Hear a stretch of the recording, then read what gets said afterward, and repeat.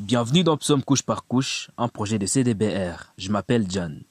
Cette vidéo est notre coup d'œil sur le psaume 150. Le but de ce coup d'œil ou synthèse est de saisir la logique interne de ce psaume. C'est le point de départ de la compréhension de tout psaume. Nous avons titré le psaume 150, ne fût-ce que « Louez-le ». Ces mots sont répétés tant de fois tout au long de ce psaume, et tout le reste se trouve orienté vers le seul but, le louer. Qui est ce-le? C'est exactement de cette façon que s'ouvre ce psaume. Ce psaume commence et se termine par Alléluia, qui signifie louer Yah. Yah est la forme abrégée du nom d'alliance des dieux, le nom spécifique à la manière dont il s'est révélé au peuple d'Israël. C'est le nom du Dieu d'Israël. Comment et quand Dieu est nommé dans un poème est une grande partie de la poésie hébraïque. Et ici, déjà, nous voyons que le psaume est encadré par le nom spécifique à la relation d'Israël avec Dieu. Le verset 1 poursuit. « Louez Dieu qui est dans son sanctuaire, louez celui qui est dans son solide firmament. » Nous avons besoin d'un peu de contexte pour donner un sens à sanctuaire et à firmament. Le sanctuaire des dieux, c'est son palais, les lieux d'où il règne. Une grande partie du travail d'un roi consistait à être un guerrier, à maîtriser les révoltes et à établir son règne. Le fait d'être installé dans un palais indiquait une défaite réussie de tous les ennemis. Voici un premier indice que Dieu est traité comme un roi, en fait, un roi triomphant et à succès. Le firmament est la base qui soutient les trônes de Yahweh. Dans le livre de Genèse, nous lisons que le firmament servait à retenir les eaux au-dessus, histoire de créer les conditions dans lesquelles la vie pouvait s'épanouir sur terre. Cela signifie que Dieu ne règne pas à Jérusalem ou à Zion, mais qu'il règne sur le firmament. Il est peut-être le Dieu d'Israël, mais pas seulement d'Israël. C'est Dieu qui est le roi triomphant de la terre entière. Tout comme le firmament retient les eaux, Yahweh retient les forces du chaos et son règne crée les conditions de paix et de prospérité. Et les psaumes appellent à les louer. Nous avons les dieux israélites traités comme un roi sur toute la terre. Ceci est renforcé par le mot utilisé pour Dieu dans la deuxième moitié du verset. Il ne s'agit pas du nom israélite spécial, mais plutôt du terme désignant les dieux élevés sur toute la terre. Louez-les pour ses exploits, louez-les dans sa grandeur. Ces mots exploit et grandeur sont utilisés pour désigner ce qu'un roi accomplit pendant son règne et qui méritent d'être rappelés.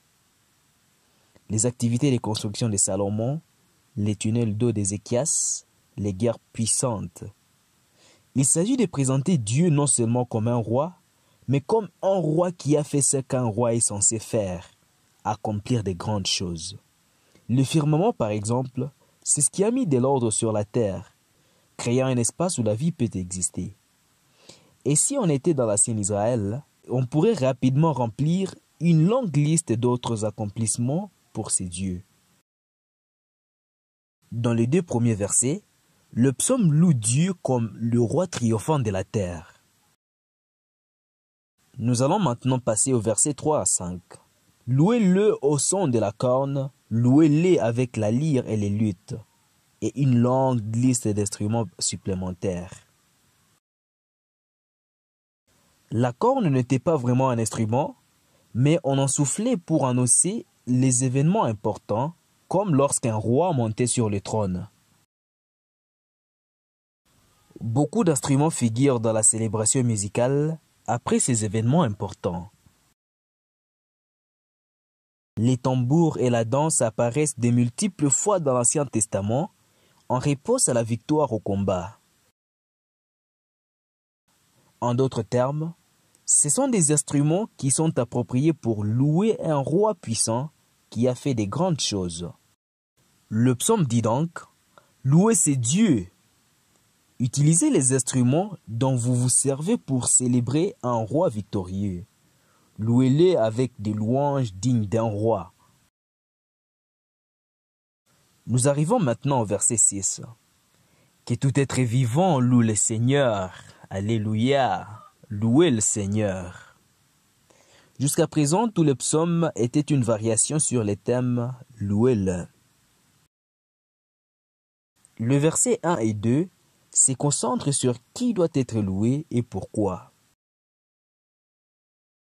Les versets du 3e au 5e se concentrent sur la manière dont il doit être loué. Et maintenant au verset 6, nous voyons qui est censé faire la louange, chaque créature vivante. Tout comme le psaume a commencé par « Alléluia » et les noms spécifiquement israélites des dieux, et puis est passé au nom générique des dieux sur toute la terre, ici nous avons l'inverse. Chaque créature sur la terre doit le louer. Puis les psaumes se terminent par « Alléluia » en utilisant à nouveau les noms distinctement israélites.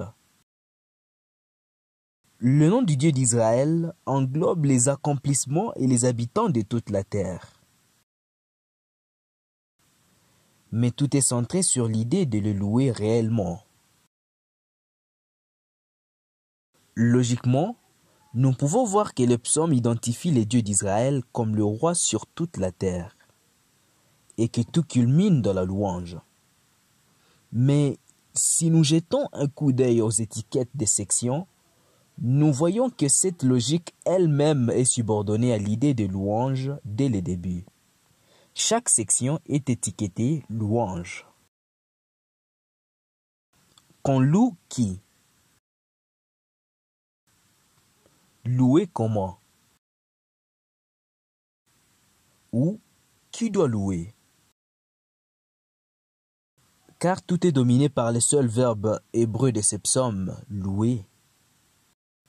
Tout se résume à la louange et à la louange seule, et il y a une histoire derrière cela. Voici l'histoire. Le Seigneur a triomphé de ses ennemis. Et après son succès,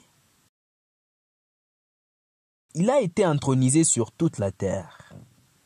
Après l'établissement d'un nouveau gouvernement et une grande victoire, la réponse appropriée à tous les sujets est la louange et la célébration.